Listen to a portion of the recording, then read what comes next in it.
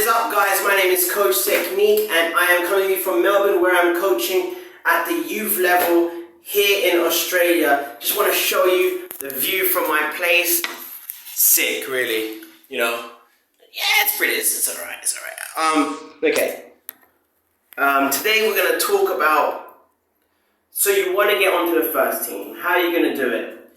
You know, this is a really serious matter for some people because, you know, especially if you're getting to the age where you really want to take your football seriously, and if you are not playing, then you are not getting in front of eyeballs, and then you're not in people's minds, in my opinion, and it is a bad position to be in. So here I have a few tips that I think that you should do if you're at the youth level and you're just not getting the games, either getting some games or not getting the games at all, which is, I feel sorry for you, man, but as a coach, it happens. And I want to say some things in this talk that, you know, to make you understand that, like, I'm on your side, but like no one cares, and it's a results-oriented business,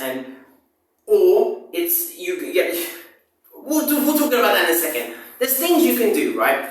So, firstly, not all teams are doing well. In fact, the majority of the teams wouldn't be doing too well. So the people that are in front of you are playing in a team that aren't obviously doing well. So there you go. If you're playing in a team that's not doing well, that's an opportunity for you. So you can have a conversation with your coach. Tell him what you need. What do you need to do? Basically, straight up. No, you need to do it not at the game. A lot of people try to do it after a game. I think maybe try to set up a 5-minute meeting. Maybe have a conversation. See what he has in mind and tell him your opinion without really trying to say that he's a bad coach for not putting you in. But I would be as honest as I would, because you don't want to waste your time at a club or a team that does not want you or never has. You know, I'm being harsh, but it's true. Doesn't really see you as one of the 11 players, you know, that could ever start, and so sees you as more a squad player.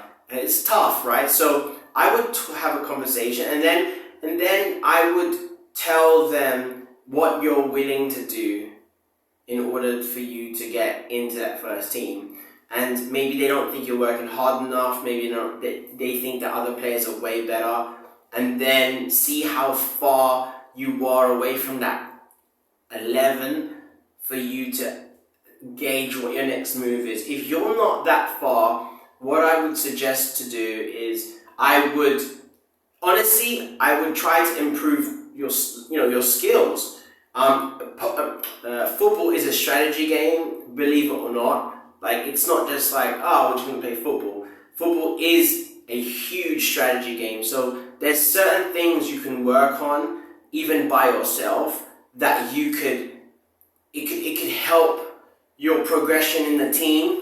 And asking your coach what you can do, what you can work on, and maybe improving, being the first one to training, because it's an attention game, like most things. If you're there, you're on their mind. Your goal is to get on to the first 11, is to be on the coach's mind. If you're there first, if you're like the last one out of training, you know, it shows that you have some heart, and you're willing to do whatever it takes. Sometimes it doesn't get you out of it though. Sometimes you're still gonna be like in the squad. So I would suggest to you to try to maybe get like a personal football coach, or just train yourself.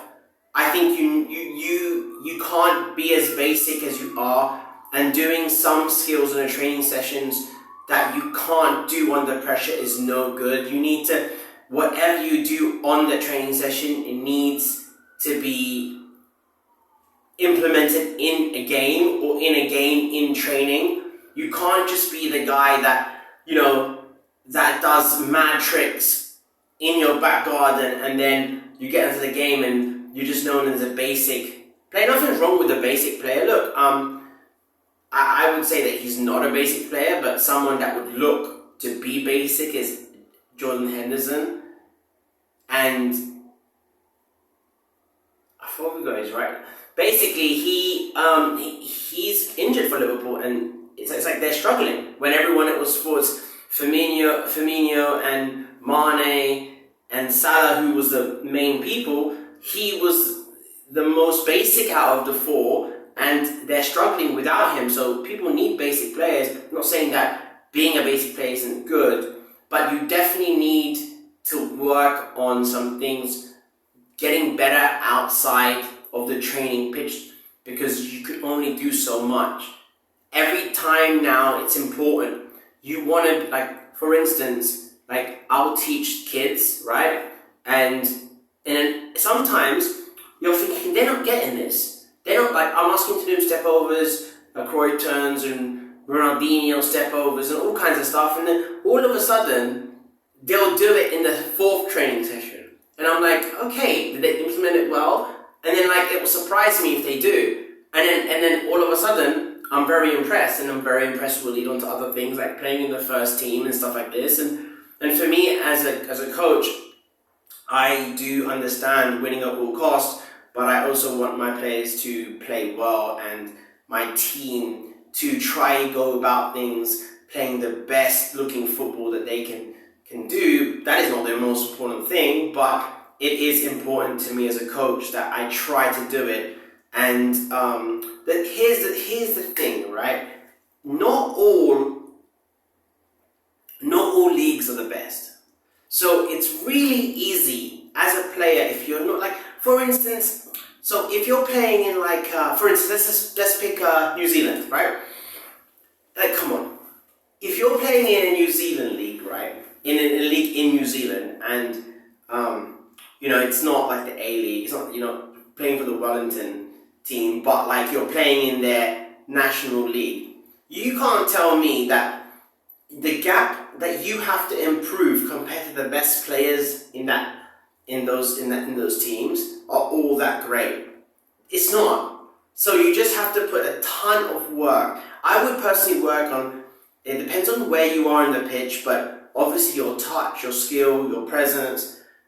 There's a lot of things. That's why it's important to try to get a coach outside of your team to try to improve you. Maybe even getting your friends to go down to the park and improve some things is important. You don't have to pay anyone, but just that's what I would definitely try to do and try to stand out. It's important. The other one is move position. If there's too many people in front of you that just say, like, you play with a front two and you are the fifth, because you as your coach, you're the fifth player that out of five, and but you might need like a right winger, which you have the skills hopefully to be able to transition in one if you need it there. But if you want to play in the first 11, then that's an option to change your position or have a second position, and also tell the coach. I mean, it's really unlucky if you get a coach that won't listen to you. There's going to be times when they tell you, you know what, you're maybe they're thinking you're too young, and you're not ready, and which is like bad for you, but also good because you still have so much time to improve, or you're already at the age that they feel that you're declining in your performances and your ability, which is tough. But you can look at Rooney. I know we're looking at top players at the moment, but it's, you can just move position to a position that doesn't have to run so much if you're a bit older. I would do those things. It's a tough one, man. I mean, You tell me what you've done and how bad is it, and I will give you lots of help in the comment box and stuff like this. But I get it. As a coach, I only have to pick 11 or 9 or 7, depending on whom I am coaching at the time. But the one thing that you have to get from this is that not everyone is playing in the Premier League. And if you are, then GG for watching this, boy, but not everyone. And if you're not, then the reality is that the difference between the best player and you, which if you're just okay player, is not that big of a difference. And you should be able to close the gap just by hard work, training outside. You want to get into the first team, so you do anything, right? Training outside by getting a private coach. I don't do any private coaching. I work for a football club here, but there will be definitely private coaches or friends. If you go online and figure out what you need to work on. I may do a couple of videos later on about that, but I feel for you. But then again, you can't cry because no one cares. You just have to improve. The other thing is, if you really, really, really don't feel you can fit in, look to move into a club if you really want to get into the first 11. If your club does not want to put you on the if they keep sticking you on the bench. And the good news is that you will get your chances. I mean, if you play one cup competition and like 30 games a season or something, you should get your opportunities to play, definitely. And make sure you have communication with the manager. I reckon all the coaches try to say in a nice way, but truthful, what you feel. And sometimes you have to just eat that you're not good enough at the moment. But I believe that you can get better. I'll put some coaching material up there later on, but at the moment, just go with the fact that if you're not good, it's not going to be that difficult if you put hard work in to get in. If you talk to the manager, improve outside. And sometimes it's just unfair, man. Some managers like some players better, no matter if you are actually better than the players. But the good news is that in the long run, the better players will play. If you're good, you will play. So you just need to get better. That's it. There's no excuses. You just need to get better. That's what you want to do. You can definitely get on it. Okay? Be serious at training. Listen. Not only listen, you need to definitely listen to the tactics and know inside out what strategy and style the team put when they play they want to implement during their games. If you know that when you play and you're listening to how, I know everybody wants to play free will, and when I was a player I also wanted to do that, but these days and age, most team plays to systems, and those systems, they change sometimes, and they change if you have 3 or 4 coaches in one season. They also change. It's really bad luck, but if you're very good, you've already made it to at least a team. So I would one thing I would say is that you need to take shit seriously, right? So one thing I would say is that you stop bigging up other players in the team, because it is basically trying to say that you're crap. When you say that, you're like, I walked past some players the other day, and one guy was doing some kind of skill, but just before training, and then I heard one player go, can't believe you were the right back. You're so sick.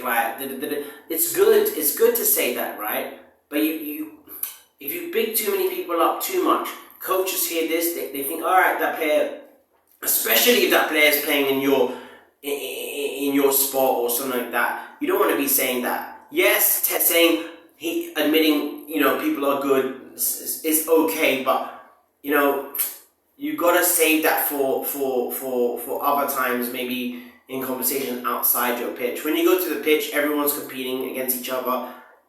You're there to try to win a spot in the team. There is no friends. You're there as colleagues, working together, but also against each other in a weird way. And that's what I have to say. Okay, guys, take care. I'm gonna go downstairs and enjoy some nice coffee, because I can't make good coffee. Alright, guys, see you in the next video. Have a nice day. Bye.